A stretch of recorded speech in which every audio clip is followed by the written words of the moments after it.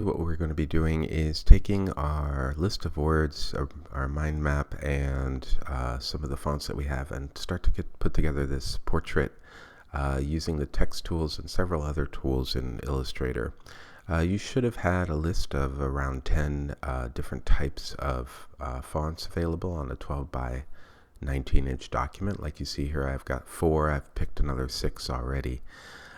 Let's go ahead and get started. The first thing you should have available is your exported or your saved list of words. It could be in Microsoft Office or Microsoft Word. What you're going to want to do is place those into this document area right off to the side. So I'm going to just find mine here. I'm going to just look for them. I've got a lot of stuff on my desktop here, so I'm just going to look for my docx words, and there it is. I want to hit place, and I'm just going to uncheck everything here. If it comes up, it says it can't find the font that I used. That is fine. We won't be using the fonts, but here are the words themselves, and you can kind of see if I make them a little bit bigger. And you notice my properties palette changes to the character palette once I select a character. But here are all the words I came up with. And what I will do is I'll be using these in kind of the order that I think are important. So I'm going to start with the most important words like artist, maybe you can kind of see that. And then I'll be using that as a larger font and working my way down. Okay, the next thing I'm going to do is just move this list of words off to the left. Now, if you haven't done this, you probably haven't because I haven't shown you. What I want you to do is just click on any one of these words, and you'll see that the character comes up here as Helvetica. We're going to be using the Windows type character window, so I'm going to have that open separately. Even though it's available here, it's nicer here. Anyway, when we select Helvetica Bold here, you'll see it turns up here, Helvetica Bold. When I hit the drop down, you'll notice that if I hover over Helvetica, which is what I've selected, you'll see this little star. I'm going to actually add that to my favorites. So now it's actually favorited along with all these others that I have favorited. So I'm going to just go to the next one, Impact, and make sure that's favorited, and my phosphate. And I'm going to click down here and favorite that. And then finally Georgia. And then I'm going to click down and I'm going to select favorite for that. And the reason why you want to do this, and I'll just move these off to the side because they are no longer needed. I'll group them, Command G, so this way when I move them next time, they will be available if I want them as a single object. So the reason you want this is, so for instance, I'm going to take the word artist here, and I'm going to copy it, and then I'm just going to click anywhere in the area here, and notice my text tool automatically gets selected. And there's this this nonsense word here that I could just hit paste, and then all of a sudden I have the word artist. And I'm just double click it and make it larger for you. 72 points is an inch. And you'll notice that if you hit the drop down and then you just select this little star, you will get your favorites right away. So this saves you a lot of time trying to find out like what you did, what ones were important. So I'll just select Impact, and you can kind of see that that word is ready to use. I'm going to go back to my selection tool. I'm just going to move this over to the side for now. Since I used the word artist, I'm going to just hit delete. Now another way you could do it is, for instance, I'm going to select maker, and I can just Command X, that's cut, and that actually takes it out of my list. And then if I click in the window here and Command paste, it pastes it in, and it'll paste it in with the previous font. So obviously now I can just click down, and you'll notice because I have my favorite selected, I can actually choose. I'm going to make this 300 so you can see it. And there we go. So this is what you'll be using to create or to work with the words. Okay, the next thing we need to do is bring in the image. So let's go ahead and do that. I'm going to go to File and then Place. And then I'm going to find it on my screen. Let's see, that's the one I think I want. And I'm just going to go ahead and place it, just like we did before with all images. Obviously, it's going to be really big. So I'm going to go to my to zoom out quite a bit, and I'm just going to hold the shift key down and make this smaller. By holding the shift key down, you change it proportionally in size. We'll be using this as an outline. Now there's a couple things I could do ahead of time to make this easier to trace. As we know right now, if we were to look on our layers window, layers, we'll see that it's currently in this layer right here. I'm going to want to put it in its own layer. So I'm going to just hit command, just the plus button here to make a red layer. I'm going to move that red layer down to the bottom of my stack this time. And I'm going to select this image. I'm going to command X to cut it just like I did with the word. And now I'm going to go to the layer red, select it, and then paste it. And now that is pasted in the layer red, so I can lock that if I want. And my words are on layer blue. So I've got my layer red selected here. I've got the image selected. I haven't locked it yet. And I'm going to do something. I'm going to go to Effects, Effects Gallery. And if you do that, and you'll see the effects coming up.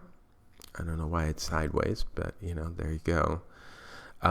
You can actually get different effects just by clicking on them. And these are the effects that are available in Photoshop. Now we're not going to care about what the effect does per se. What we're going to do is use it to help us try to figure out what is important to trace. So under Sketch, I want you guys to go to Note Paper, and that makes it that gives you this like look. And what you're probably you're going to see by default is like something that has like graininess. You can kind of see when you zoom in here. It's going to look a little like this, but you see it's already doing a good job of like trying to tell you, hey, here are the outlines. This is what this image is going to look like. I usually turn the graininess all the way down and the relief to 0. So just so that it's super flat. It'll be gray, but you can kind of see the colors. Now, if it's not gray, that's because you've changed your foreground color, your fill color. So be aware of like the fill color not being red. It should be black and white like we start with. Anyway, if you change your image balance, you'll see this little slider here. You can make this darker and darker until it's all filled in. And then here's what the silhouette will look like. And you can kind of see that that's going to, for me, that's going to work. And I know that when I bring this back in, it'll be the right side, but something like that.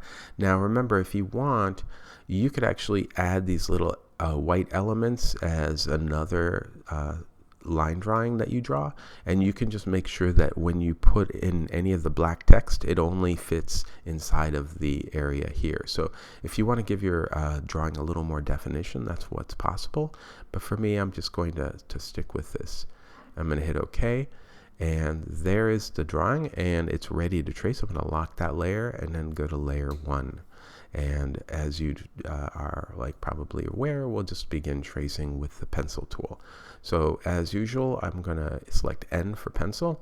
I'm going to double click the pencil tool and just make sure that the closed paths are selected here, and that I'm going to be able to like, you know, keep drawing. So I have these two selected so that I'll make a continuous line. As far as smoothness goes, I kind of want it to be more accurate, but not too accurate because I'm on a trackpad at this point. And so I'm going to go ahead and just get started, hit OK.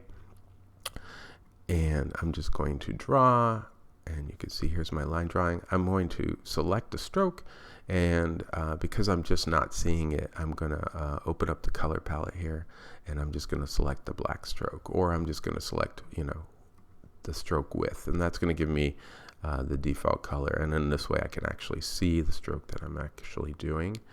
And I'm just going to go slowly and make some decisions. The hair will be the hardest part, but I'm going to just, you know, there we go. And I just take my time and do this right. And I'm just going to speed up the video at this point.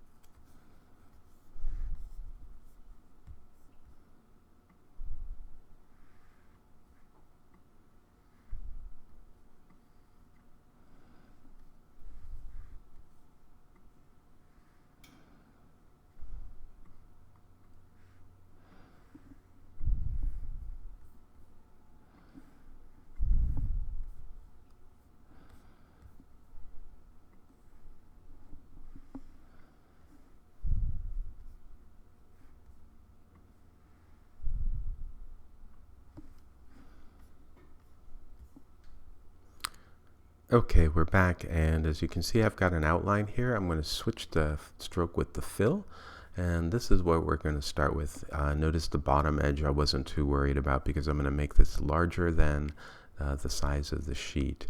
So we're going to go ahead and select our selection tool here, and we're going to, holding the shift key down, expand it, and I'm going to expand it this way as well. And then I'm going to get it to work in my area here, and this will be my guide. So looking at my entire area, and this is a little bit like what I will be using. I'm trying to give myself a little bit of space so that it's not too big, about an inch off of the edge here. I'm going to go to my layers window, so Windows Layers, and at this point I'm going to go ahead, well, it's right there. I'm going to make a new, well, actually, let's put this back into our locked red layer. So I'm going to select this blue image, Command C, and then Command X to cut it. Click back here on this red layer, open it up, and I'm going to hide this guy, and I'm going to paste this into the red layer, and hopefully select it here, and then get it resituated just like that. And I'm going to change the opacity of this to 50% or even more if I need, and then I'm going to lock everything. Now you're wondering, why did you trace it when you had something that was already outlined? Well, this is going to be something that we're going to use to in essence cut some of these words and letters to make them perfectly in line with the image. All right, I'm going to pause here, and this is about 15 minutes worth of video. So this is your first step. You'll be needing your words imported. You'll be needing all your fonts favorited, and you'll be needing a layer, locked layer that has the outline that you've created for your portrait that's actually ready to go as an outline. You can kind of see it right there. With a stroke, so that you'll be able to use that in the future to cut stuff. Okay.